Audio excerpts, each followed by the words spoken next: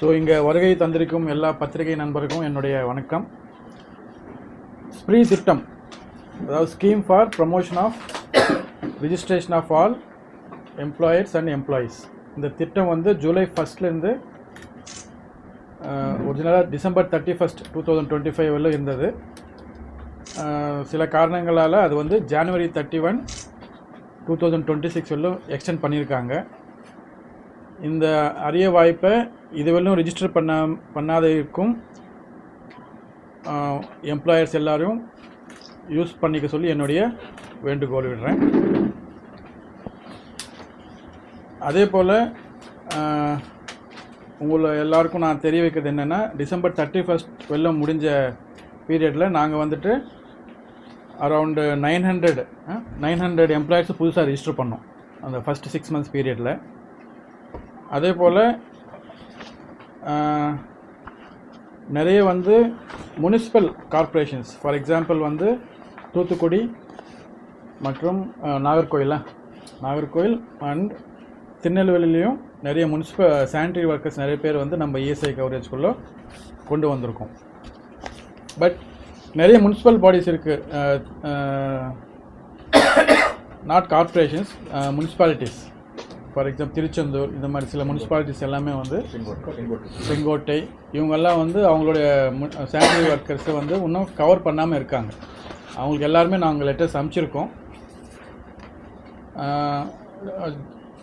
ஜனவரி 31 register பண்ணலைன்னா அதுக்கப்புறம் நாங்கள் அவங்க மேலே இஎஸ்ஐ ஆக்ட் படி இப்போ வந்து கோட் ஆன் சோஷியல் செக்யூரிட்டி, இப்போ இஎஸ்ஐ ஆக்ட் கிடையாது, கோட் ஆன் சோஷியல் செக்யூரிட்டி படி என்ன நடவடிக்கை எடுக்கணுமோ அது எடுக்கப்படும். அதே போல் இப்போ ஹசார்டஸ் இண்டஸ்ட்ரீஸ் எல்லாமே வந்துட்டு நார்மலாக வந்து இஎஸ்ஐ ஸ்கீமில் 10 எம்ப்ளாயிஸ் இருந்தால் தான் மேண்டேட்ரி கவரேஜ் வரும். பட் ஹசார்டஸ் இண்டஸ்ட்ரீஸ் இருந்தால் ஈவன் ஒரு எம்ப்ளாயி இருந்தாலுமே வந்துட்டு they have to be covered under ESI ஸ்கீமில். அது வந்து இந்த கோட் ஆன் சோஷியல் செக்யூரிட்டியில் புதுசாக வந்திருக்கிற ரூல் அது. ஸோ அதையும் வந்து எல்லா எம்ப்ளாயர்ஸும், ஹசார்டஸ் இண்டஸ்ட்ரீஸ்னால் இப்போ பெட்ரோல் பங்க்ஸு, கேஸு, இந்த மாதிரி ஈவன் ஹோட்டல் ரெஸ்டாரண்ட்டுமே வந்து ஹசார்டஸ் தான். அங்கெல்லாம் எங்கே ஃபயர் இருக்கோ அதெல்லாம். ஸோ எங்கெங்கே ஃபயரில் எக்ஸ்ப்ளோசிவ் லைசன்ஸ் வாங்கணுமோ அந்த இண்டஸ்ட்ரீஸ் எல்லாமே வந்துட்டு ஒரு எம்ப்ளாயி இருந்தாலுமே வந்துட்டு அவங்களை இஎஸ்ஐ ஸ்கீம்குள்ளே ரிஜிஸ்டர் பண்ணணும். அதுதான் வந்து இப்போ கோட் ஆன் சோஷியல் செக்யூரிட்டியில் வந்திருக்கிற புதிய மாற்றம். ஓகே. அதே போல் பிளான்டேஷன் ஒர்க்கர்ஸுமே வந்துட்டு வாலண்டரியாக வரலாம். இதுக்கு முன்னே அவங்க சீசனல் ஒர்க்கர்ஸ்னு சொல்லிவிட்டு அவங்க இஎஸ்ஐ ஸ்கீமுக்குள்ளே அவங்க கொண்டு வரல. இப்போ புதுசாக வந்த கோட் ஆன் சோஷியல் செக்யூரிட்டியில் பிளான்டேஷன் ஒர்க்கர்ஸ், ஃபார் எக்ஸாம்பிள் வந்து ரப்பர் எஸ்டேட்டில் வேலை செய்கிற பிளான்டேஷன் ஒர்க்கர்ஸுமே வந்து வாலண்டரியாக தே கேன் கம், அவங்க வில்லிங்காக இருந்தால் they can be covered under ESI scheme. So அதில் விருப்பம் இருக்கிறவங்க பிளான்டேஷன் வந்து இதில் இஎஸ்ஐக்குள்ளே நம்ம ரிஜிஸ்டர் பண்ணிட்டு தான் இருக்கோம். இதே போல் ஸோ நாங்கள் எதிர்பார்த்த மாதிரி எங்களோட டார்கெட் வந்து 1267. ஆஸ் ஆஃப் நோ மோர் தென் 1000 நாங்கள் கிராஸ் பண்ணிட்டோம். ஸோ இந்த பேலன்ஸ் இன்னொரு 10 டேஸ் இல்லை, அதுக்குள்ளே இன்னும் மீதி டார்கெட் நாங்கள் அச்சீவ் பண்ணிவிடுவோம். ஸோ இதில் உங்களோட கோஆப்ரேஷன், இந்த அச்சீவ் பண்ணுறதில் முக்கியமாக மீடியாவோட கோஆப்ரேஷன் வந்து எங்களுக்கு ரொம்ப ஹெல்ப் பண்ணிச்சு. ஸோ அதுக்கு உங்கள் எல்லாருக்கும் என்னுடைய நன்றி நான் தெரிவிச்சுக்கிறேன். இதே போல் இப்போ எங்கள் ஸ்ப்ரீ ஸ்கீமோடு சேர்ந்து இஎஸ்சி அம்னெஸ்டி ஸ்கீம் அண்ட் இன்னொரு ஸ்கீமும் போயிட்டுருக்கு. இது வந்து ஆல்ரெடி எங்ககிட்ட ரிஜிஸ்டர் ஆன எம்ப்ளாயர்ஸு எங்கள் மேலே ஏதாவது கேஸ் போட்டிருந்தாலோ இல்லை நாங்கள் அவங்க மேலே ஏதாவது கேஸ் போட்டிருந்தாலோ டியூ டு எனி ரீசன் அந்த கேஸ் எல்லாம் வந்து ஒரு அமிக்கபிளாக செட்டில் பண்ணிக்கிறதுக்கான இந்த ஸ்கீம் இது இஎஸ்ஐசி அம்னெஸ்டி ஸ்கீமு.